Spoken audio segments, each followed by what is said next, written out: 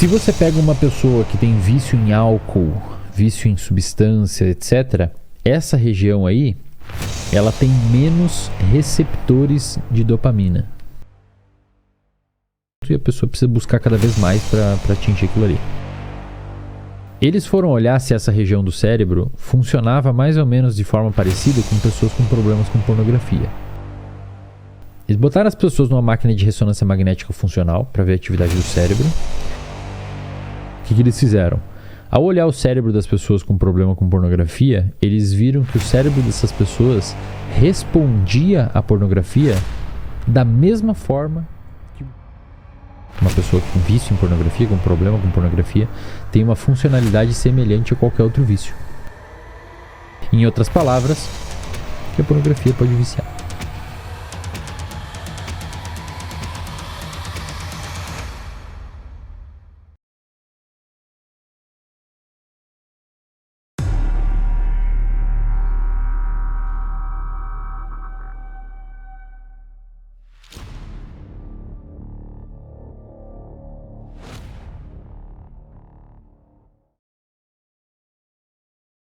Eu explico um artigo que saiu numa revista chamada Neuropsychopharmacology, é uma revista do grupo Nature, onde os pesquisadores pegaram pessoas com problemas com pornografia.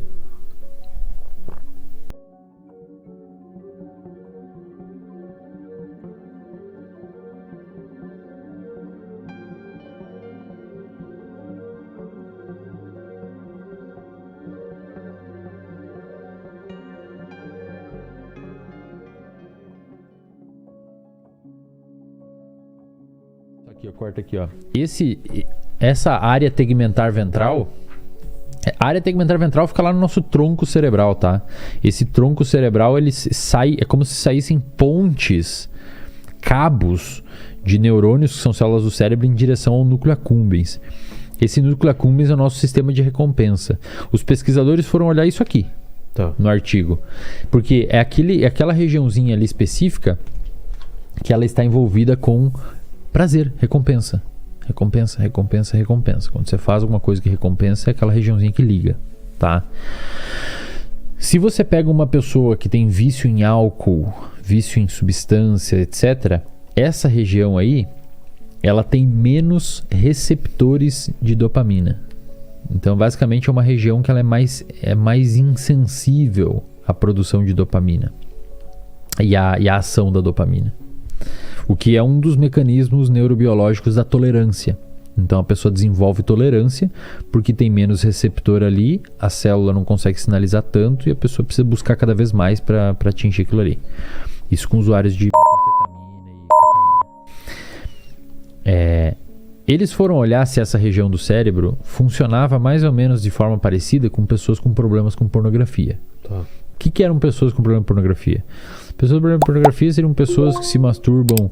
Eu não lembro exatamente, cara, qual que foi o número que eles sinalizaram lá no artigo. Eu expliquei o artigo de cabo a rabo lá no RD. Mas basicamente foi assim. Eles colocaram um cue, uma pista. Eles botaram as pessoas numa máquina de ressonância magnética funcional para ver a atividade do cérebro. Tinha um grupo controle, que eles usaram como controle o dinheiro. Afinal de contas, quando você vai estudar sistema dopaminérgico, sistema de recompensa com humanos, você usa no grupo controle dinheiro. Ah, é? Porque todo mundo gosta de dinheiro, cara. Quem não fala que não gosta de dinheiro não tá falando a verdade. Todo mundo gosta. Às vezes você não gosta de ser rico e etc. Mas se o cara fala, pô, eu vou te dar 100 reais aqui para você fazer isso, e aí se você fizer o diferente que é mais fácil, eu te dou 300. Você vai gostar daquilo. Então eles usaram dinheiro, e no grupo com problemas com pornografia eles usaram uma silhueta de uma mulher gostosa. Tá. O que eles fizeram? Ao olhar o cérebro das pessoas com problema com pornografia, eles viram que o cérebro dessas pessoas respondia à pornografia da mesma forma que uma pessoa responde a dinheiro, que é da mesma forma que uma pessoa responde a cocaína. Uma pessoa com problema com cocaína responde a cocaína. Ou cigarro responde a cigarro, ou álcool responde a álcool. Em outras palavras, o cérebro de uma pessoa com pornografia tem uma funcionalidade, uma pessoa com vício em pornografia, com problema com pornografia, tem uma funcionalidade semelhante a qualquer outro vício.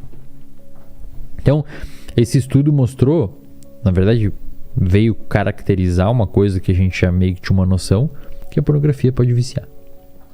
Pornografia pode viciar.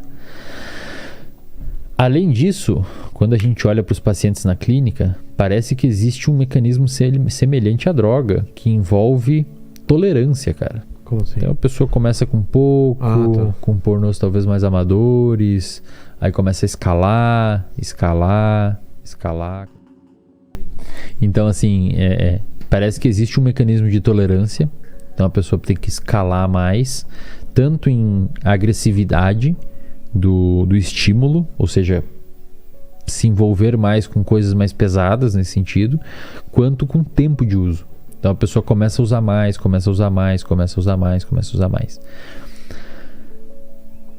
Chega um momento e uma barreira que começa a impactar na vida da pessoa, seja no relacionamento com a pessoa que ela tá. Não, e principalmente, cara, começa a perder a graça as coisas na realidade. Então a namorada não é mais legal. Normais, né? Cara, eu no consultório já chega mulher com problema com pornografia, cara. Que é bem mais raro. Exato. Mas tá acontecendo. De ela não sentir prazer com o namorado? Sentir prazer com o namorado. Não consegue ficar sem por muito tempo. Tipo, muito tempo, 3 dias. Sim. 2 dias. Começa a ter problema no relacionamento por baixa libido, pouco interesse. Então, o que louco, ela tem muito interesse por pornografia e não por sexo? Isso. É exatamente isso. Doido. Mas é exatamente quanto mais consumir a pornografia, mais quer transar. Não necessariamente, cara. Não. Porque aí, imagina, você tá assistindo com 3 pessoas, 4 pessoas fazendo coisas que não é comum. E aí, com uma torradeira elétrica e uma geladeira. E aí as atrizes, corpo, de um jeito, aí... Iluminação, melhor ângulo. Exato, editado, aí é tudo bonitinho, tudo lisinho, tudo não sei o quê. Aí você olha pro lado, tá, tipo, seu namorado... lá. Peludo, seu namorado, sabe? Sua namorada. Cara, aí você pensa, a realidade ela começa a ficar diferente, tá ligado? É mais ou menos um paralelo assim. Imagina uma pessoa que usa álcool... E você fala assim, vamos dar um passeio no parque agora e dar uma comida pra pessoa. Tomar um suco de laranja. Uau, cara. Não, velho. Eu acabei de sair de uma balada ali, louco e tal, no camarote. Vai perder a graça. Um almoço em família não deu. Então, uma pessoa com um usuário de substância, muitas vezes o almoço em família perdeu a graça. O passeio no parque perdeu a graça. O cinema não tem mais graça. Porque o seu foco atencional direciona a obtenção de prazer naquele único patamar específico. E o resto começa a ficar mais sem graça. Mas tem isso, o cara perde o lance da realidade, do normal, fica chato, né? Cara, você joga o seu cérebro pra um lugar onde ele... Você joga o seu cérebro pra um lugar e você habitua ele naquele contexto. Não, e vamos dar o exemplo da rede social. Eu tô conversando com você aqui, tô com o celular aberto. Você vai estar competindo com todo o conteúdo que eu posso ter no meu celular, que vai ser sempre melhor do que qualquer história que você me conte. Exato. E aí a pessoa fica naquilo, ela não consegue desgrudar. Porra, legal. É o tal negócio, não dá pra você competir com essas coisas que são hiper... E sabe o que eu vou... Pega aí, diretor, vamos fazer mais um aqui, bota o amarelinho aí. Ó, olha que legal. Primeiro eu preciso que vocês voltem, lembra desse desenho aqui? Tá. Área tegmentar ventral, neurônios produtores de dopamina, núcleo accumbens. O que a gente vai fazer agora, diretor? Ó, a gente vai pegar esse aqui, esse núcleo accumbens aqui, ó, essa região aqui, tá? A gente vai pegar esse núcleo aqui e a gente vai dar vai fazer... Zoom? Pode deixar isso, a gente vai dar um zoom, ó. Tá. A gente vai pegar essa região e a gente tá transformando ela maior aqui só pra gente entender algumas coisas. Feijãozão. Então aqui assim tá o cérebro inteiro e ali dentro tá o núcleo accumbens. Tá ok? Deu pra compreender aí, pessoal? Deu pra compreender, né? Então beleza. Isso aqui é o nosso sistema de recompensa. Olha que legal. Isso aqui a gente chama de... Tá lá no meio do seu cérebro. A gente chama de estriado. Estriado, tá? O seu estriado ele é dividido em vários núcleos e tal, mas vamos dividir ele em 2 grandes partes. Você tem o estriado dorsal e você tem o estriado ventral. O estriado ventral é o núcleo accumbens. Aqui seria um A, né? O núcleo accumbens, que é o seu sistema de recompensa. Então olha que louco, quando você vai assistir uma pornografia, você tem aqui a área tegmentar ventral, e você tem os neurônios que saem da área tegmentar ventral e liberam dopamina no seu núcleo accumbens. Então você assistiu pornografia, dopamina no núcleo accumbens. Bebeu álcool, dopamina no núcleo accumbens. Fez não sei o que, dopamina no núcleo accumbens. O que acontece quando o paciente ou quando a pessoa começa a executar o comportamento muitas vezes? Fazer o comportamento. Lá no início do podcast eu falei o nome de um cara chamado Donald Hebb. Donald Hebb foi um cara que falou assim: neurônios que se disparam juntos se fortalecem junto. Quando você começa a liberar muita dopamina no núcleo accumbens, você começa a formar circuitos de células no seu núcleo accumbens que armazenam a experiência gostosa daquele comportamento. Olha isso aqui, pessoal, isso aqui é extremamente importante. Armazenam aquela experiência gostosa do comportamento e com o tempo essas células começam a migrar via neuroplasticidade, que a gente falou anteriormente também. Cara, isso aqui virou uma aula. Via neuroplasticidade, que a gente falou anteriormente, elas começam a migrar para o estriado dorsal. O que é o estriado dorsal? É a região envolvida com os nossos hábitos e vícios. Olha que legal, cara. Olha que conveniente é para o nosso cérebro. A região do nosso cérebro envolvida com recompensa fica ao lado da região do nosso cérebro que forma nossos hábitos e nossos vícios. Ou seja, no seu cérebro, um hábito e um vício estão no mesmo lugar. Se você for parar para pensar, um hábito é um vício que não te causa problema. Você tem o vício de escovar o dente. Você escova todo dia o dente. E se você não escova, você sente falta. Você tem o hábito de fazer exercício físico. Se você não faz, você sente falta. É um vício adaptativo que não te prejudica. No cérebro, neurobiologicamente falando, não existe diferença entre hábito e vício. É no mesmo lugar. E os dois envolvem dopamina. E os dois... É como se o hábito e o vício fosse a cristalização de uma coisa que você faz e que te dá recompensa. O hábito é uma coisa que você faz e te dá uma recompensa que é adaptativa para você na sua vida, é bom. Tipo exercício físico, fazer dieta, etc. Ler. E o vício é uma coisa adaptativa para você, é desadaptativa, que é ruim. Só que qual que é o jogo, cara? E olha, eu sei que é muita informação, pessoal, mas depois vocês assistem de novo o vídeo para vocês aprenderem de novo. Não, dá pausada pro cara.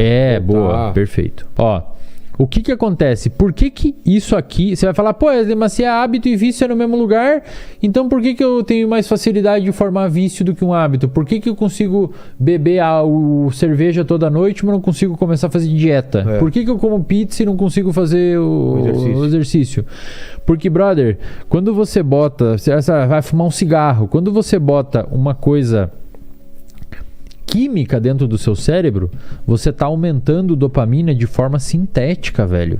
Um cigarro, um álcool aumentou dopamina no seu núcleo accumbens de forma sintética. É muito mais apelativo para dorsalizar via neuroplasticidade e formar um vício do que um hábito. Um hábito, um comportamento de academia, um comportamento de você fazer alguma coisa, não é necessariamente uma coisa que joga, não é necessariamente, nem joga dopamina no seu cérebro de forma externa. Você tem que ir lá fazer o exercício e de alguma forma gostar. Ver uma função boa naquilo. Porque aí você tem o seu núcleo accumbente, libera dopamina ali, e aí a circuitaria vai dorsalizar via neuroplasticidade e vai formar um hábito. Por isso que vício é muito mais fácil de formar. Tá? Então, quando você pega um paciente com pornografia, com problema com pornografia, é isso que começa a acontecer. Começa a assistir, começa a ser legal, começa a ser legal, começa a ser legal, começa a ser legal, quer mais. Aquele circuito vai se consolidando, vai se cristalizando, e quando vê ele tá com vício. Viciado. Ou um hábito de assistir pornografia. O cara tem um hábito. Assim como se escova o dente, ele bate uma todo dia assistindo pornografia. Mano. E, cara, Tem aumentado cada vez mais. muito, cara. Isso por quê? Cara, Pela facilidade? talvez, né? O cara assistia antes, tinha que carregar o negócio lá. Não, na minha época de comprar... Fazia assim, tec. Na minha época era a imagem, aí você clicava, ela carregava um pedaço e não aparecia. Eu falei, puta, Sou da época do vai aparecer o catálogo peito do agora. Emilos. Você tinha que viajar no catálogo de calcinha e sutiã daquelas grandes ainda, né? Aquelas calcinhas e sutiã de véia, né? Então acho que agora pela facilidade, né, cara, você tá E olha que louco, cara.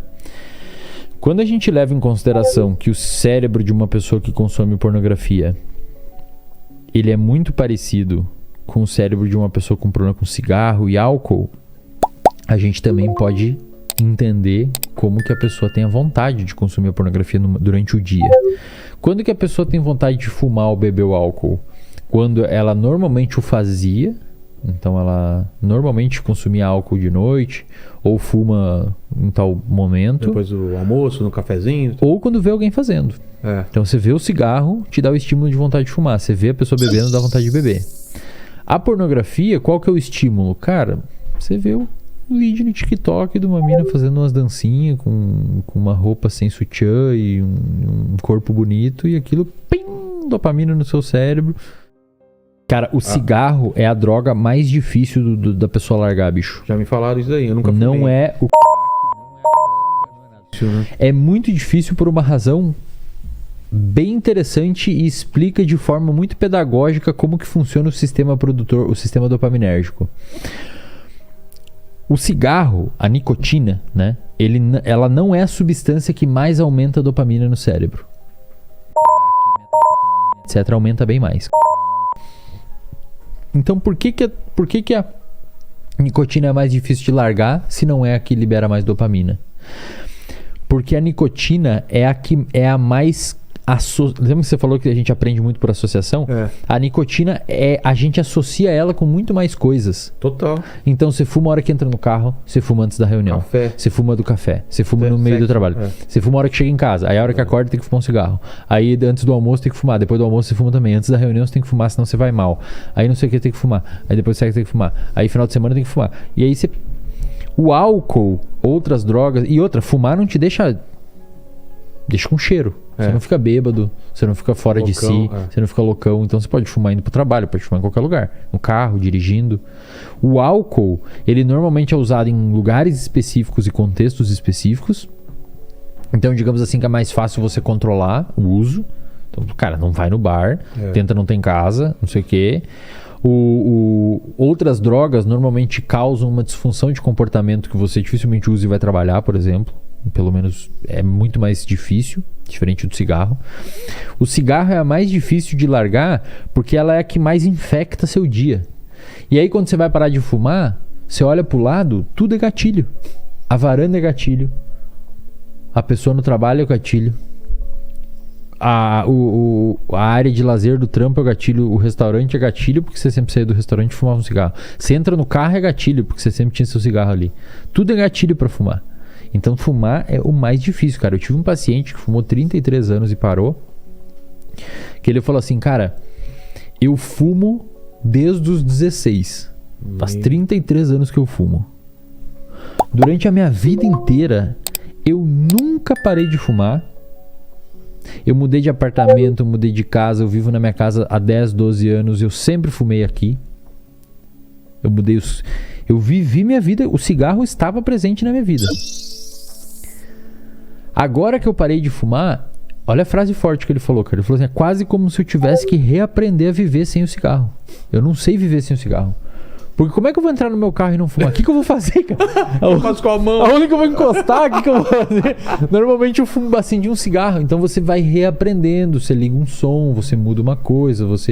É um negócio que ele tá tão ali, cara. Vira um negócio tão assim que você precisa reaprender a fumar, cara. Reaprender a viver sem o cigarro. É extremamente complicado, bicho.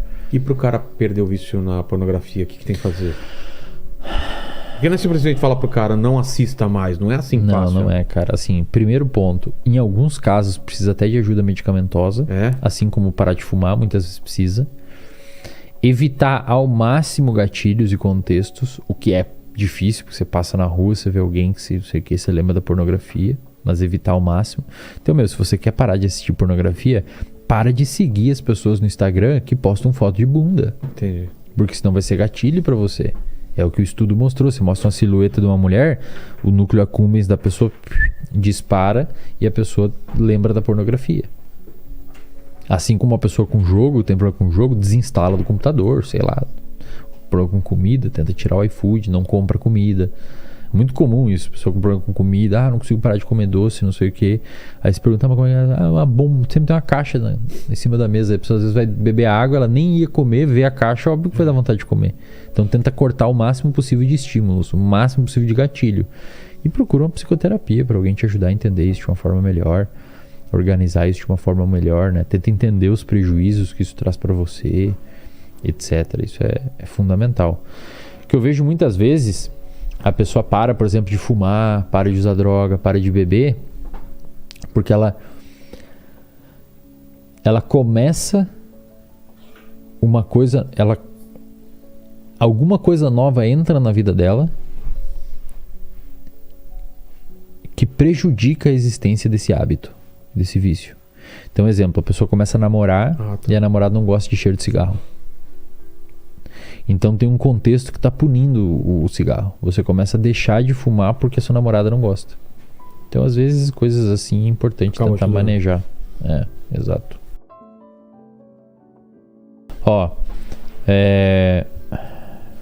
Publicado no The Washington Post, a fonte é outra lá, de uma sociedade específica que fez um levantamento sobre a porcentagem de homens virgens até os 30 anos de idade, cara. Ou seja, homens de até 30 anos de idade que reportaram 0 atos sexuais desde os 18. Em 2008, 8% dos homens até 30 anos de idade não tinham feito sexo. Eram virgens. Até os 30, 8% dos homens. Em 2018 subiu para 27%. Caramba, achei que era mais fácil, então ia diminuir. Não, cara, muitas vezes a pessoa não faz, porque tem a pornografia, tem acesso a estímulos muito mais fáceis. Semelhantes.